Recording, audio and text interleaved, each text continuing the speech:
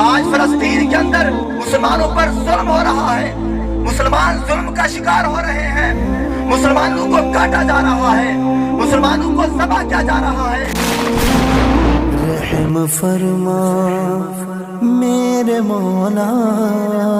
آج کشمیر کے اندر ہونے والے ظلم کو دیکھیں، آج ملک شام کے اندر ہونے والے ظلم کو دیکھیں، لبنان اور اردن کے اندر ہونے والے ظلم کو دیکھیں، اور فلسطین کے اندر یتیم ہونے والے بچوں کو دیکھیں، اور وہ والدین جن کی آنکھوں کے سامنے ان کے بچوں کو ذبح کیا جا رہا ہے، ان کی آنکھوں کے سامنے ان کے بچوں کو کاٹا جا رہا ہے، وہ رو رو کر فریاد کر رہے ہیں، وہ چیخ رہے ہیں کہ کہاں ہے محمد عربی کے دین کے وارث، اور کہاں ہے سلطان صلاح الدین ایوبی کے جانشین۔ ہم کب سے بلک رہے ہیں، ہم کب سے پکار رہے ہیں، تم ہماری آواز کیوں نہیں سن رہے، تم ہماری مدد کے لیے کیوں نہیں آ رہے۔ نحمده ونصلي على رسوله الكريم، اما بعد فاعوذ بالله من الشيطان الرجيم،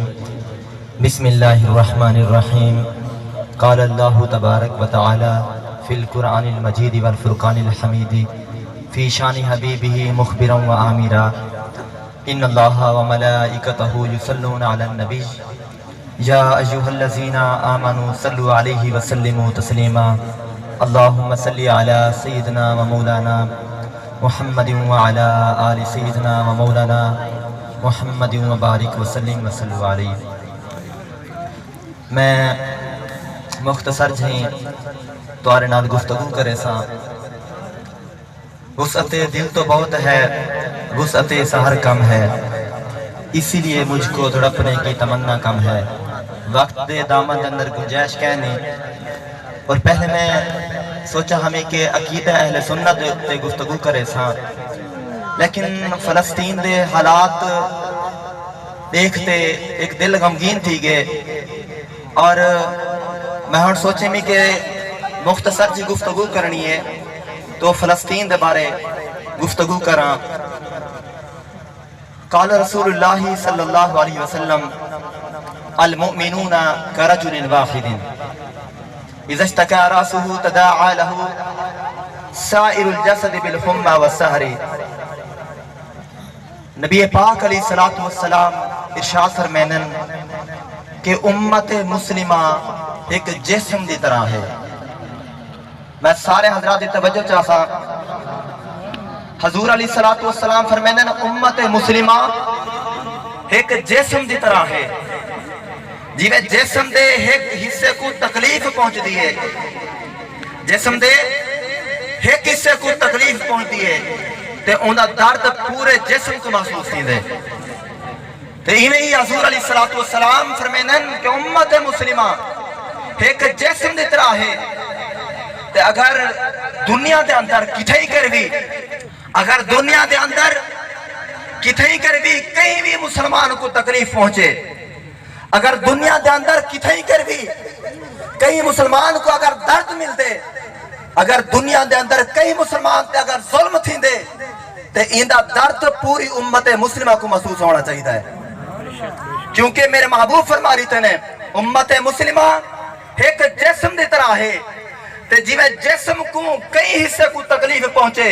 تو اندر درد پورے حصے کو محسوس تھی دے۔ میں آپ سے پوچھنا چاہتا ہوں، ہم سب کو معلوم ہے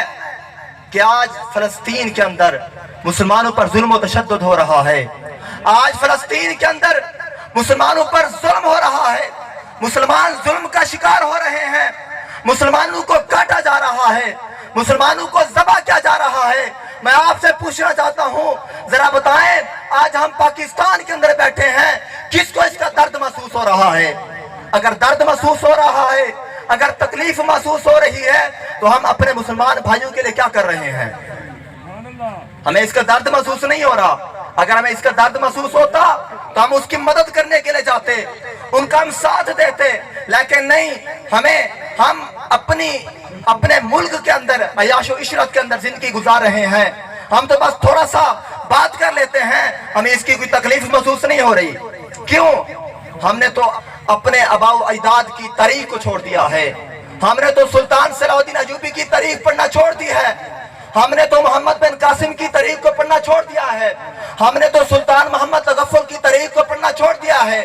ہم نے عمادالدین زنگی کی تاریخ کو پڑھنا چھوڑ دیا ہے، ہم نے شیر شاہ سوری کی تاریخ کو پڑھنا چھوڑ دیا ہے، ہم نے اپنے مجاہدین، اپنے آباء و اجداد جو جہاد کرتے آئے ہیں، ہم نے ان کو پڑھنا چھوڑ دیا ہے۔ اسی وجہ سے آج ہمارے دلوں کے اندر جذبہ جہاد ختم ہو چکا ہے۔ ذرا سلطان صلاح الدین ایوبی کو پڑھ کے دیکھیں۔ سلطان صلاح الدین ایوبی وہ تھے سلطان صلاح الدین ایوبی جنہوں نے صلیبیوں کے خلاف اور یہودیوں کے خلاف مسلسل مارکے کرتے ہوئے اور جہاد و قتال کے میدان گرم کرتے ہوئے اور ان صلیبیوں اور یہودیوں کو ہر طرف سے گھیر کر ان کا شکار کرتے ہوئے اور بیت المقدس کو ان یہودیوں کے ناپاک عزائم سے بچانے کے لیے اللہ رب العزت کے بابرکت گھر بیت المقدس کی ناموس و حفاظت کرتے ہوئے، اللہ رب العزت کے گھر کی حفاظت کرتے ہوئے، اور سلطان صلاح الدین ایوبی شمشیروں کی چھاؤں، تیروں کی بارش، نیزوں کی انیوں اور گھوڑوں کی پشتوں پر بیٹھ کر ان گھوڑوں کو دشمنوں کی صفوں کے اندر سرپٹ دوڑاتے ہوئے، تلواریں بلند کرتے ہوئے اللہ کے باغیوں، ظالموں اور کافروں کی گردنیں اڑاتے ہوئے اور من دون اللہ کے ان پجاریوں کو خون و خاک میں تڑپاتے ہوئے اور ایسے ولولے اور مارکے قائم کیے۔ سلطان صلاح الدین ایوبی نے ان صلیبیوں کے خلاف اور ان یہودیوں کے خلاف ایسے ولولے کیے اور دشمنوں پر گھاتیں لگائی اور یرغاریں کرتے، شہین کی طرح معمول پر جھپٹتے، لپٹتے پھر جھپٹتے۔ سلطان صلاح الدین ایوبی اسی جہادی و قتالی زندگی کے تگ و تاز میں سلطان صلاح الدین ایوبی کی زندگی کی آخری صبح اور شامیں گزرتی رہیں، حتیٰ کہ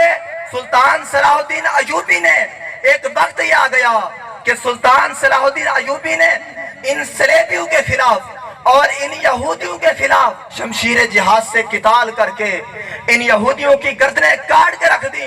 اور بیت المقدس کو ان صلیبیوں اور یہودیوں کے ناجائز اور ناپاک قبضے سے آزاد کروا لیا تھا۔ اے نوجوانوں، اے غیرت مندوں، اے مسلمانوں، سلطان صلاح الدین ایوبی کی یہ جہادی لمحات ہمیں دعوت مباشرت دے رہے ہیں اور کہہ رہے ہیں، حل من مباشرین،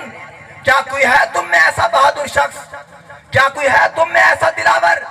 جو آج ان صلیب کے پجاریوں کے خلاف میدان میں اترے کہ آج جب امت مسلمہ ان یہودیوں اور صلیبیوں کے گھیروں میں آ کر، ان کی مکروہ چالوں میں آ کر، ان کی فریبانہ سازشوں کے اندر آ کر اور پھنس کر لہولہان ہو چکی ہے۔ آج کشمیر کے اندر ہونے والے ظلم کو دیکھیں، آج ملک شام کے اندر ہونے والے ظلم کو دیکھیں، لبنان اور اردن کے اندر ہونے والے ظلم کو دیکھیں، اور فلسطین کے اندر یتیم ہونے والے بچوں کو دیکھیں، اور وہ والدین جن کی آنکھوں کے سامنے ان کے بچوں کو ذبح کیا جا رہا ہے، ان کی آنکھوں کے سامنے ان کے بچوں کو کاٹا جا رہا ہے، وہ رو رو کر فریاد کر رہے ہیں، وہ چیخ رہے ہیں کہ کہاں ہے محمد عربی کے دین کے وارث اور کہاں ہے سلطان صلاح الدین ایوبی کے جانشین۔ ہم کب سے بلک رہے ہیں، ہم کب سے پکار رہے ہیں، تم ہماری آواز کیوں نہیں سن رہے، تم ہماری مدد کے لیے کیوں